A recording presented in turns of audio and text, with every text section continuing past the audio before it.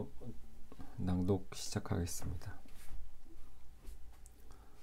30년이면 제법 긴 시간이다. 만 950일. 삶의 커다란 주기는 30년이다. 사람은 30년쯤 살면 되게 인생의 윤곽을 안다고 여긴다. 60년을 살면 그것이 착각이었다는 사실을 깨닫는다.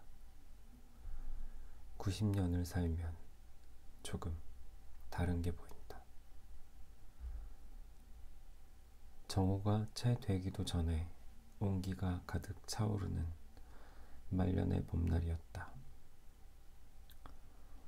테라스가 빛에 흠뻑 잠겨들 때쯤 볕으로 가서 명상을 즐긴 지 꼭 1년 만이었다. 그동안 하루마다, 계절마다 태양이 테라스를 점거하는 면적이 미묘하게 달라진다는 것을 알게 되었다. 그날 역시 태양이 날아들어 테라스를 가득 채울 무렵 어김없이 가부좌를 틀고 허리를 꼿꼿이 세운 채 눈을 감고 방석 위에 앉아 있었다. 정신이 호흡을 따라 오르내리다가 원래대로라면 감각이 의식을 죽이고 사방으로 뻗어나가야 할 타이밍에 이질적인 무언가가 공기에 섞여 몸 안으로 밀고 들어오는 것을 느꼈다. 외부에서 내 안으로 들어온 무언가는 나를 혼란스럽게 만들었다. 그것은 가벼운 짜증을 유발하기도 했고 하루 종일 주변을 맴돌며 나를 조롱했다. 생의 절반 이상을 소설가로 살아오며 내가 직접 경험한 것들, 적어도 감정에 관한 대부분을 이해한다고 여겼다. 살인 등의 내가 실제로 경험하지 못한 극적인 상황은 상상력을 요구했지만 그조차도 어떤 식으로 빈 공간을 메꿔야 하는지 잘 알았다. 하지만 그날 아침 내가 느낀 감정은 도대체 무엇이라서 이다지도 나를 괴롭힌단 말인가.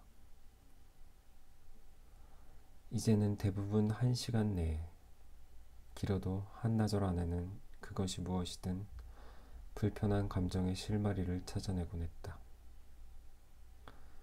또한 그래야만 적절한 컨디션으로 하루, 일주일, 한 달을 보낸다. 어두운 감정은 뱃속부터 시작해 결국 온몸을 무겁게 만드는 이물질과도 같다.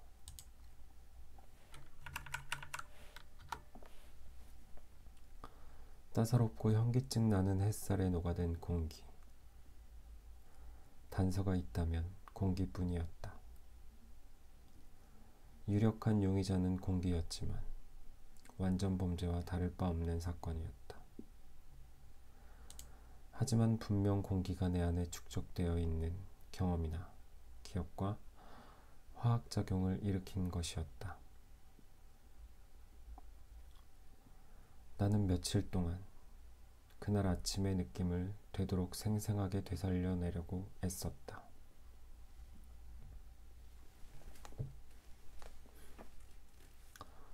얼굴에 닿는 온도와 옷차림, 기분, 동선, 가부좌를 틀고 앉을 때까지의 동작을 머릿속으로 반복 재생했다.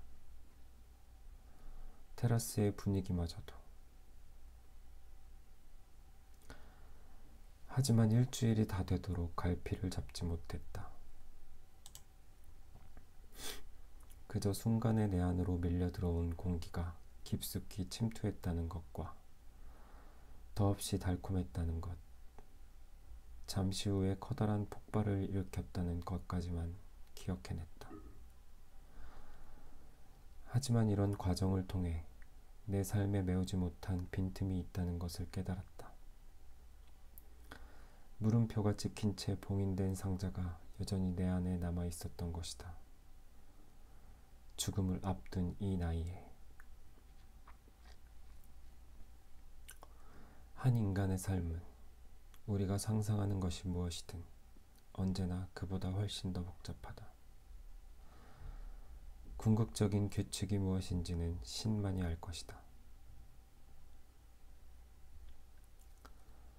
나는 기껏해야 인간이 할 수 있는 최선의 방식 중 하나이자 내가 가장 잘하는 방식인 글쓰기로 아흔이 되어서도 이해하지 못하는 무언가를 차근차근 증명하고자 한다. 이 글은 회고록이 되어야 마땅할 테지만 지루한 건 질색이다. 차라리 그런 머리 아픈 생각은 접어두고 서둘러 이야기를 시작하련다.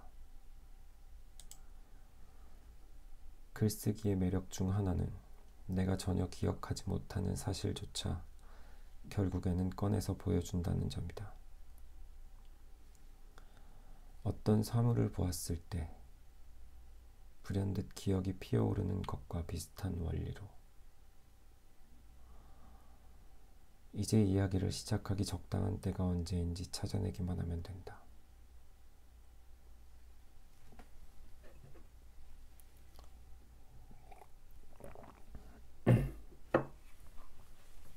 아, 이쯤이 좋겠다.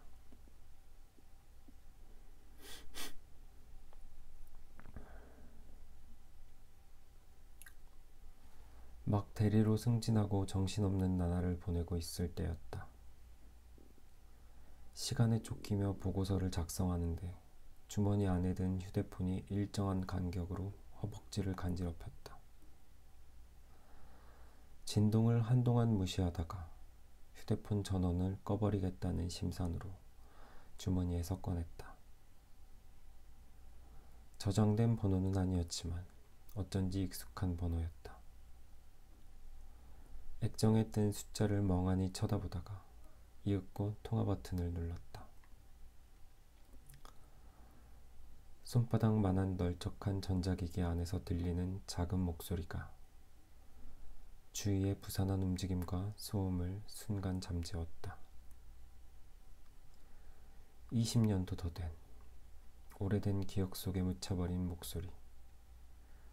그런데 어째서 이제는 어른이 되어버린 성대가 울리는 소리를 나는 익숙하게 느꼈을까?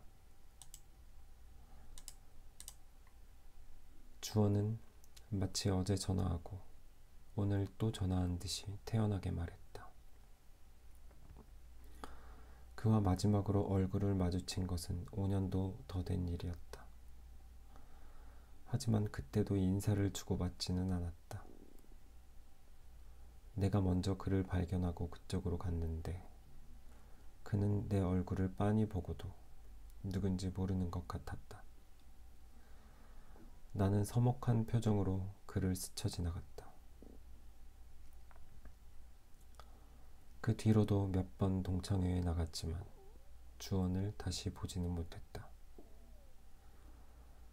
가장 최근에 나갔던 동창회에서 주원의 이야기가 오갔다. 그가 작가가 되었다는 소문이었다. 한 친구는 주원이 초대박 작가라고 말했다. 나는 그럴 리 없다고. 멍청한 놈이라고 비꼬기까지 했다. 통화하는 동안 주원의 말에 집중하기 어려웠다. 머리가 몹시 복잡했다. 최근 동창회를 시작으로 몇 년 전, 그리고 더 멀리까지 시간을 거슬러 올라갔다. 주원은 어릴 때 조금 유별났다. 장난기 가득한 얼굴에 우스꽝스러운 몸짓. 그의 입은 늘 춤추듯 흥얼거리고 있었다. 한창 어린 시절을 되짚던 생각이 이내 주원의 전화 목소리와 겹쳐졌고 다른 친구들 앞에서 주원을 깎아내렸던 생각이 들자 어쩐지 미안한 마음이 들었다. 여보세요? 듣고 있어? 주원이 물었다. 응, 미안. 그런데 어쩐 일이야? 진짜 오랜만이네. 꿈을 꿨어. 주원은 헛기침을 몇 번 하고는 덧붙였다. 네가 나오는 꿈. 꿈? 자다가 무슨 봉창 두드리는 소린가 싶었다. 만나야겠어. 주원은 평일 오전에 만나려고 했으나 회사원에게 평일은 아무래도 무리라서 주말로 약속을 잡았다. 근무 중에 서류를 검토하며 회의에 참석하며 드문드문 어린 시절을 떠올렸다. 그때마다 나도 모르게 입꼬리가 올라갔다. 근무 시간은 고등학교 수업 시간처럼 더디게 흘렀지만 1초에 한 발자국씩 앞으로 나아가긴 했다. 주말에는 일부러 늦잠 잘 요량으로 알람을 맞추지 않았다. 그런데도 평소에 일어나는 시간보다 늦어도 1시간 내로는 눈이 떠지곤 했다.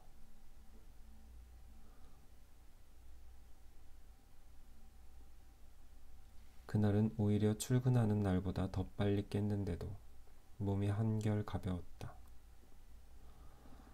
첫인상이 좋았던 소개팅 상대를 다시 만나기라도 하듯 설렘도 있었다. 테라스 창문을 열자 매서운 찬 공기가 들이닥쳤다. 나는 겨울의 차가운 공기를 들이마시며 오랜만에 상쾌함을 느꼈다. 샤워를 하고 아끼는 가죽 재킷을 꺼내 입었다. 머리를 매만지고 특히 앞머리에 바짝 힘을 줬다. 토요일 이른 아침, 거리가 한산했다. 원래대로라면 아직 침대에서 뒹굴고 있을 시각이었다. 지하철역까지는 보통 마을버스를 탔지만 그날따라 걷고 싶은 마음이 솟구쳤다. 나는 흥얼거리며 인도를 따라 걷기 시작했다. 한참 걷다 보니 못 보던 가게도 드문드문 눈에 띄었다. 지하철역에 도착할 즈음에는 몸이 후덥지근했다. 그러다가 지하철 입구에서 올라오는 차가운 바람에 오한이 났다. 플랫폼에 서자마자 열차 도착 신호가 울렸다.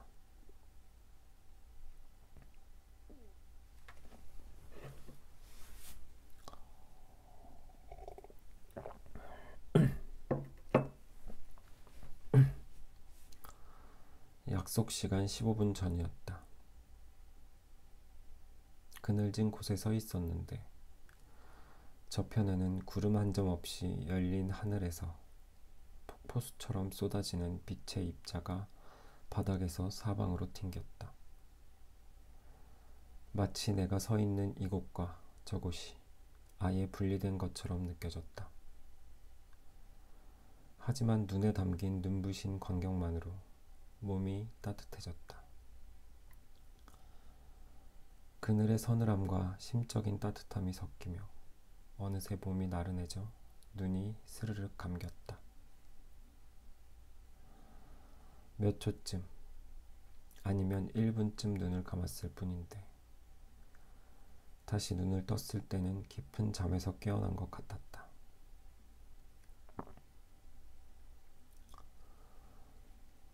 빛의 파도 한가운데에 우두커니 선 사내가 이쪽을 바라보고 있었다. 뒤를 돌아봤지만 주변에 나 말고 다른 사람은 없었다. 헐렁한 야상 점퍼 밑단이 흔들리며 사내가 움직였다. 이쪽으로 다가올수록 사내의 몸이 차츰 길쭉해졌다. 그가 근방에 오자 나는 무의식적으로 눈을 슬쩍 내리깔았다. 그렇게 그가 내 바로 앞까지 올 때까지 나는 얼어붙은 듯 서 있었다. 몰라보겠네? 그가 말했다. 그 말과는 다르게 그는 내 쪽으로 걸어오며 조금도 머뭇거리지 않았다. 일찌감치 내가 누구인지 알았던 것 같다. 그제야 나는 쭈뼛쭈뼛 고개를 들어 그의 얼굴을 올려다봤다. 그는, 주원은 웃고 있었다. 내게 양해를 구하지도 않고 가늘게 떨리는 손으로 담배를 꺼내 물더니 뻑뻑 피워댔다.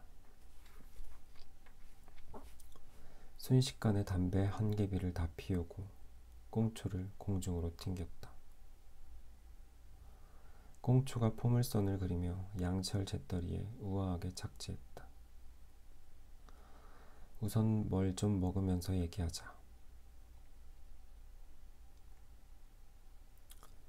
주원은 그렇게 말하더니 앞서 걷기 시작했다. 걷는 동안에는 대화가 없었다. 주원은 이따금 고개를 돌려 나를 보고 웃었지만 대체로 주변을 두리번거리거나 잠깐 멍하니 서서 어딘가를 주시했다. 정신이 딴 데 팔려 있는 사람 같았다. 그가 걸음을 멈추면 나도 덩달아 걸음을 멈추길 반복했다. 주원이 주시하는 곳을 살펴봐도 특별할 것 없는 시시한 풍경뿐이었다.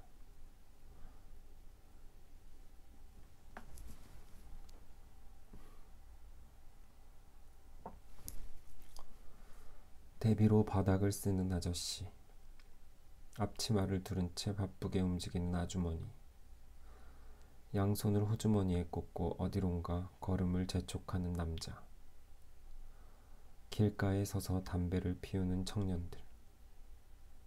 메뉴는? 주원이 물었다. 나는 아무 말도 하지 않았다. 그냥 저기 가자. 주원의 손가락이 가리킨 곳은 닭곰탕집이었다. 그렇게 말하고 성큼성큼 가게 앞으로 걸어갔다. 내가 선 자리에서는 가게 안이 어두워 보여 문을 닫았을 거라고 생각했다. 주원은 유리에 얼굴을 바짝 붙인 채 양손으로 빛을 가리고 안을 들여다봤다.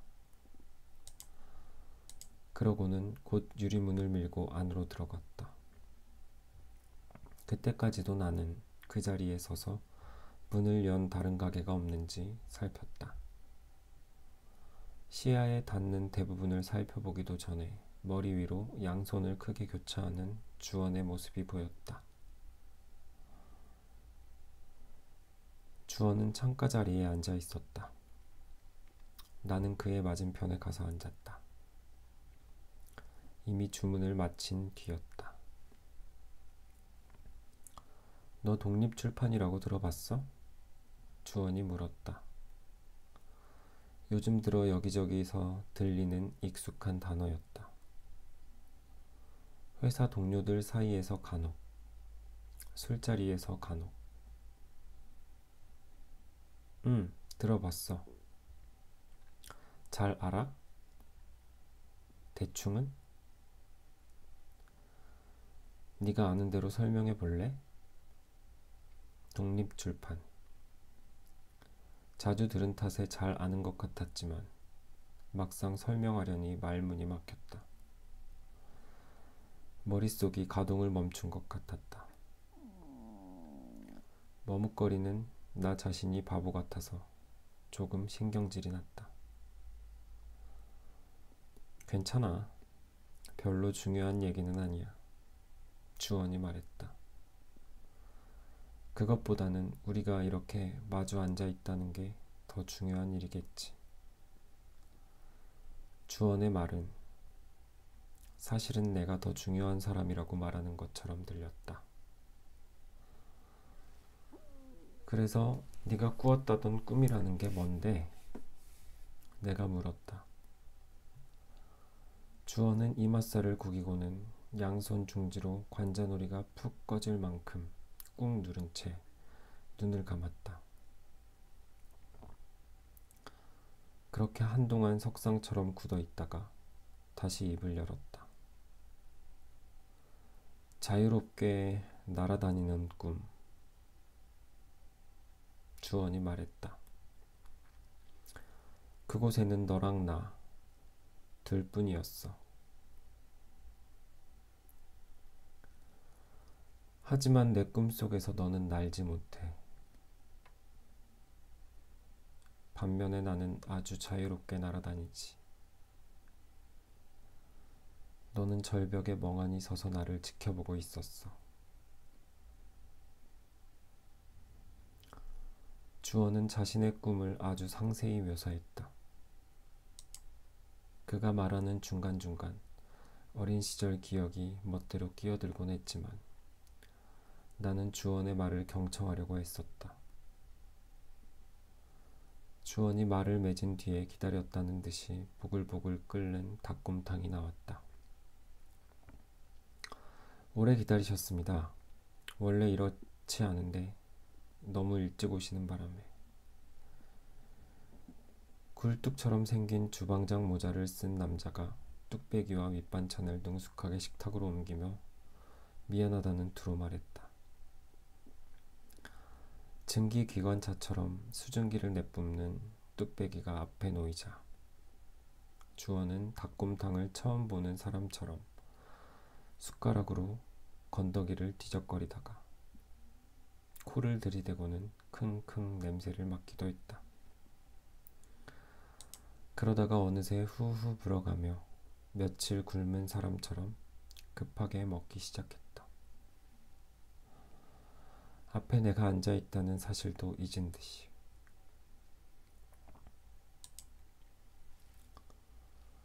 그렇게 뚝배기를 완전히 비울 때까지 주원은 한마디도 하지 않았다. 나는 닭곰탕에 밥을 말지도 않은 채 국물과 건더기를 떠먹었다. 음식은 맛있었는데 어쩐지 입맛이 없었다. 주원은 식사를 마친 뒤에 냅킨으로 입을 닦고는 다시 입을 열었다. 회사는 다닐만해? 회사원들이 다 비슷하지 뭐. 너는 어때? 작가라며. 작가는 무슨. 왜? 애들 말로는 대단한 작가라고들 하던데. 주원은 뒷머리를 극적거리며 말했다. 그게 사람들 생각이랑은 좀 다를걸? 어쨌든 책이 몇 권 나오긴 했지. 뭐라고 검색하면 돼? 나도 한번 찾아서 읽어보게. 됐어. 뭘 그래. 정말로 그러지 마. 내가 쓴 책 말고도 훌륭한 책은 많아. 네가 재미있게 읽을 만한 걸 찾아야지. 진심인 것 같았다. 사실 책에는 별로 관심이 없었지만 주원의 태도에 왠지 기분이 상했다. 그럼 네가 추천 좀 해줘. 작가님이 추천해준 책으로 읽게. 응?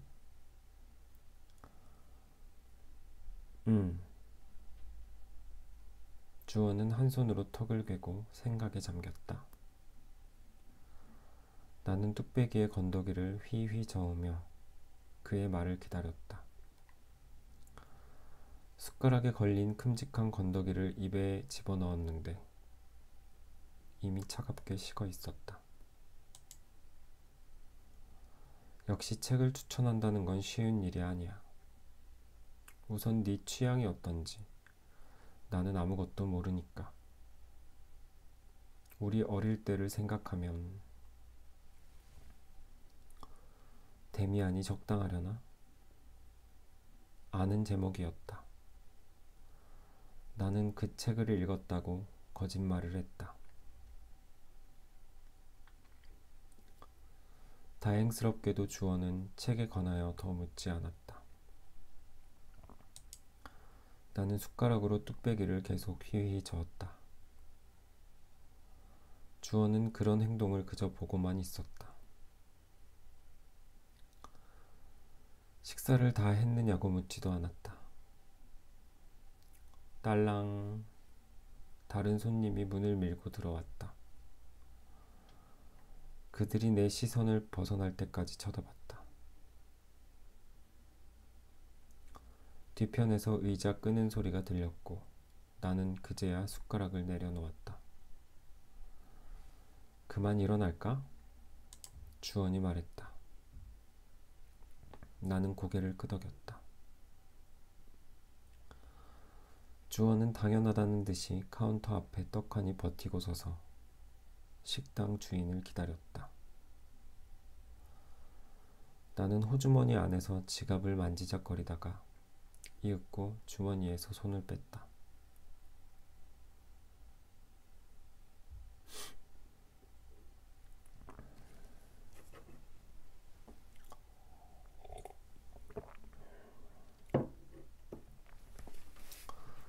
식사를 마치고 곧장 식당을 나선 뒤에는 무작정 걸었다. 그새 거리에 사람이 부쩍 늘었다. 마주치는 사람들의 표정이 밝았다. 파란 하늘과 봄을 향해 전진하는 기온. 주말에 상기된 에너지 때문이리라. 맑은 하늘 덕분에 펼쳐진 풍경이 한결 또렷하게 다가왔다.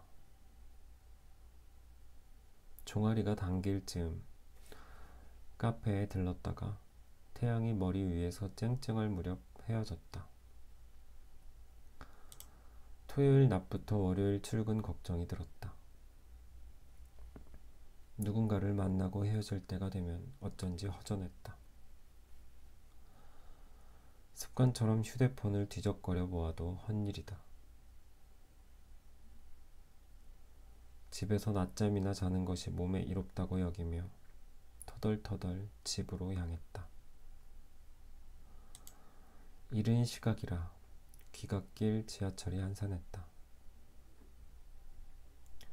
반면 건너편 열차 안에는 사람이 바글바글했다.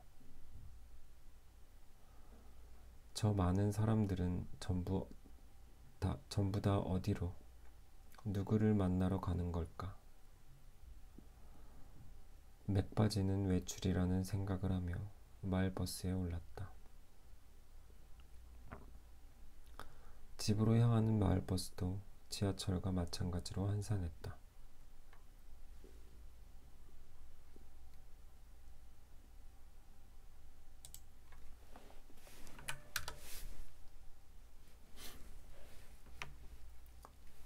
집에 도착하자마자 가죽 재킷을 벗어던지고 침대에 몸을 던졌다. 온몸이 축 늘어지며 배에서 꼬르륵 소리가 났다.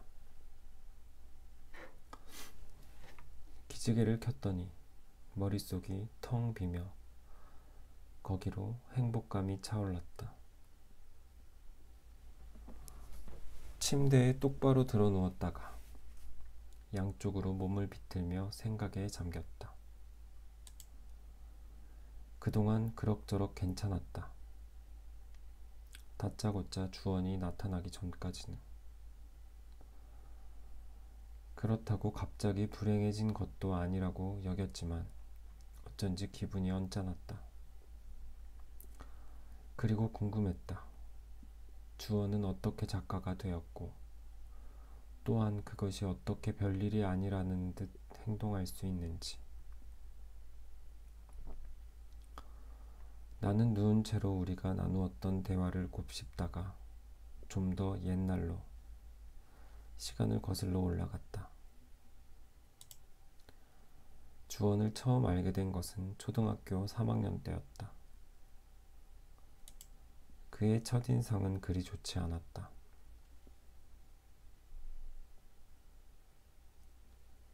선생님 말씀을 법처럼 떠받들던 나와는 정반대의 어린이였다. 주원은 밥 먹듯이 선생님 말씀을 어겼고 반 친구들을 몹시 괴롭혔다. 그의 횡포가 나한테까지 미치지는 않았지만 나는 먼 발치에서 주원의 만행을 지켜봤다. 나는 혼자서 조용히 분노했다. 왜 선생님이 한 아이의 잔악함을 모르는지, 아니면 모르는 척하는지 의아해하며, 그래도 이따금 큰 사고를 치면 주원도 다른 아이들처럼 처벌을 받았는데 매번 내가 상상하던 것에는 못 미치는 가벼운 처벌에 그쳤다. 주원에게 피해를 입은 아이들은 그 정도 처벌에도 만족하는 것 같았다. 오히려 주원이 선생님한테 꾸지람을 들은 뒤에는 미안해 하기까지 했다. 그러던 어느 날 그와 짝꿍이 되었다. 오전 내내 서먹하다가 수업이 모두 끝날 즈음에는 말도 못하게 친해졌다. 돌이켜 생각해봐도 도대체 어떻게 된 일인지 모르겠다.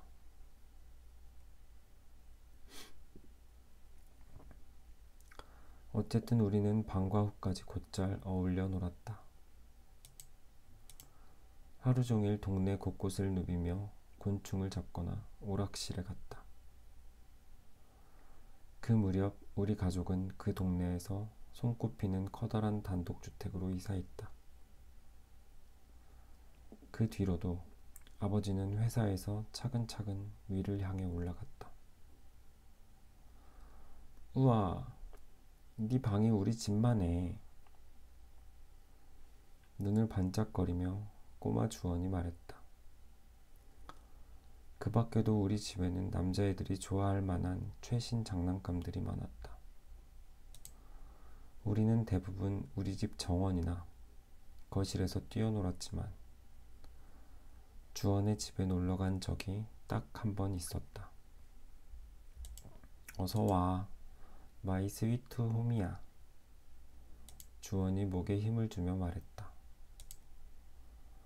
바랜 적색 기왓장이 얹힌 아담한 단층집으로 하얀 외벽에는 척 봐도 어린아이가 그린 듯 보이는 어설픈 벽화가 그려져 있었다. 그곳은 진짜 집이라기보다는 무슨 장난감 주택 같았다. 이것 봐, 내가 그렸다? 우리 누나랑.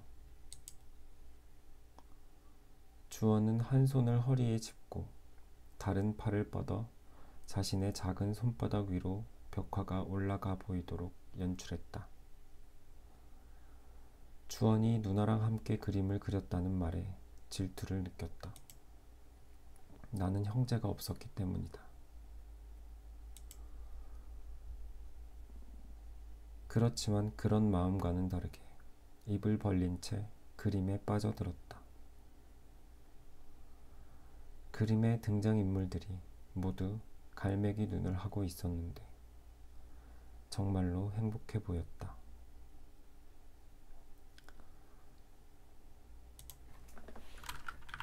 그런 생각과는 다르게 나의 공식적인 감상평은 별론데 시시해 였다. 주원이 현관문을 열자 곧장 거실 겸 부엌이 나왔다. 바로 정면에 문 하나가 더 있었다. 문이 빠끔 열려 있었는데 안쪽이 어둑어둑했다. 설령 방 안에 사람이 있었다고 한들 아무도 없는 것처럼 조용했던 기억이다. 그보다는 매캐한 냄새가 내 주위를 더 끌었다. 분명 집안에 우리 둘뿐이었는데 뭔가 으스스한 분위기가 느껴졌다. 벼랑간 해가 뜨는 창문 왼편에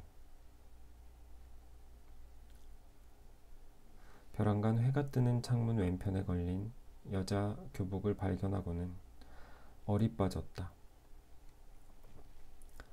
내게는 그것이 여느 어른들이 입는 멋진 제복과 비슷해 보였다.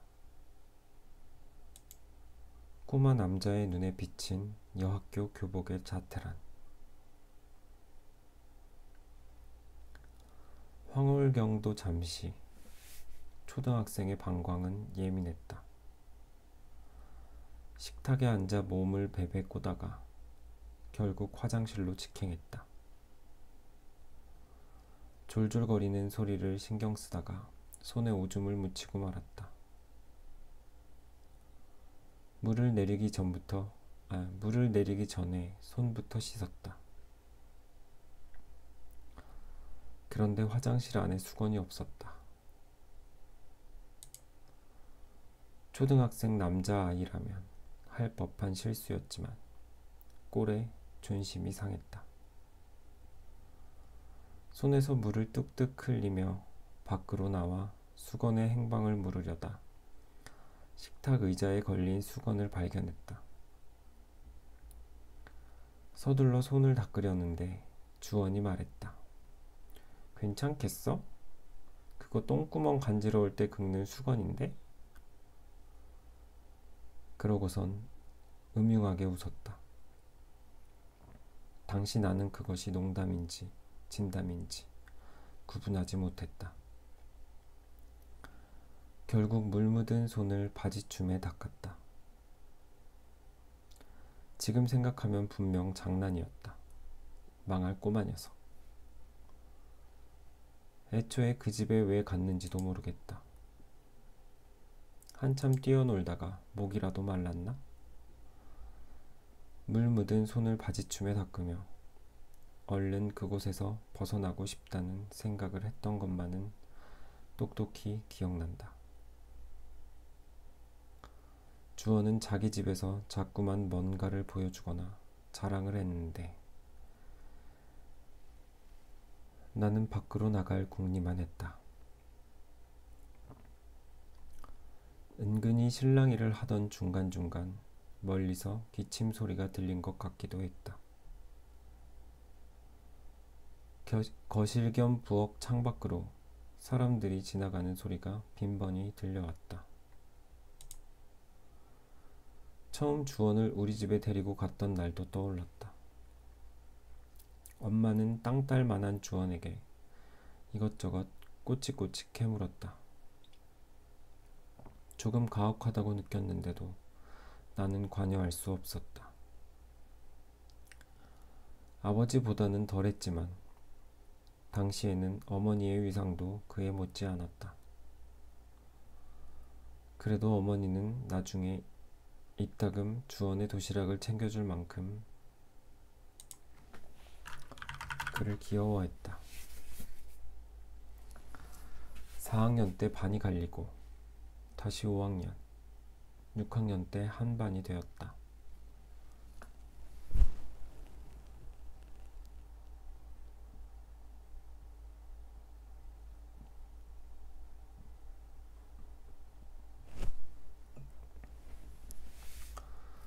(3학년) 때 내가 주원을 졸졸 따라다녔다고 한다면 고학년 때는 양상이 조금 달랐다. 3학년 때처럼 하루 종일 붙어 다니지도 않았다. 우리는 각자 바빴다. 6학년 남자애들은 대체로 떼를 지어 몰려다녔다. 적으면 서너, 많으면 7명까지 되는 날도 있었다. 그런데 7은 너무 많았는지 중간에 한둘쯤 사라져도 티가 안 났다. 한참 놀다가 어라? 아무개 어디 갔어? 몰라. 나도 몰라. 매번 그런 식이었다. 6학년 때 충격적인 사건이 있었다. 이때 주원이 함께 있었는지는 잘 모르겠다. 그 무렵 아무개의 집이 비면 우르르 몰려가 성인용 비디오를 보는 것이 유행이었다. 초등학교 3학년 때 이미 집에 있는 성인용 비디오를 섭렵한 터라 그쪽으로는 자신이 있었다. 긴장한 애들 사이에서 너스레를 떠는 중에 집주인 친구가 비디오를 틀었다. 왁자지껄하던 방 안이 돌연 아무도 없는 듯 고요해졌다. 심상치 않은 기운이 흘렀고 누군가 침을 꿀꺽 삼키는 소리가 들렸다. 앞불싸. 그렇게 적나라하고 본격적인 포르노라니. 괴성을 지르며 바쁘게 움직이는 남자와 아픈 듯 신음하는 여자는 길거리에서 교미하는 개들과 하등 다를 것이 없어 보였다. 게다가 완전히 발가벗고 있었다. 그전까지 길에서 똥개들이 교미하는 것을 빤히 보고도 사람이 그런 식으로 아이를 가질 거라는 상상을 왜 하지 못했을까? 그 뒤로 한동안 여느 때처럼 생활하려고 안간힘을 썼지만 마음처럼 쉽지 않았다. 수업 시간, 아랫도리가 통제력을 상실한 가운데 선생님이 발표라도 시킬 때면 어김없이 곤혹을 치렀다. 엉덩이를 뒤로 빼고 자리에서 일어난 폼을 상상해보라. 마음속으로 애국가를 부르며 국민체조를 떠올리며 가까스로 위기를 모면하곤 했지만 이런 일은 시시때때로 부지불식간에 일어났다. 나중에는 오히려 불안함 때문에 아랫도리가 반응하는 것처럼 느껴지기도 했다. 몸 안에 통제불능의 폭탄이 생겼다. 첫날의 충격에서 헤어나는 데만 해도 며칠은 좋게 걸렸다. 가까스로 일상을 되찾은 뒤에도 완전히 명랑했던 어린 시절로 돌아가지는 못했다. 아무런 준비도 없이 떠밀려 순수하던 어린 시절에 영영 안녕을 구했다. 오랫동안 내 관심은 통제불능의 폭탄에 머물러 있었다. 어린 가슴에 얼마나 마음고생이 심했으면 칼로 잘라낼까 하는 생각도 했었다. 하루하루 시간이 지나면서 차츰 이것의 새로운 가능성을 알게 되었고 그렇게 해로운 것만은 아니라고 생각하기에 이르렀다. 네, 여기까지 하겠습니다. 감사합니다.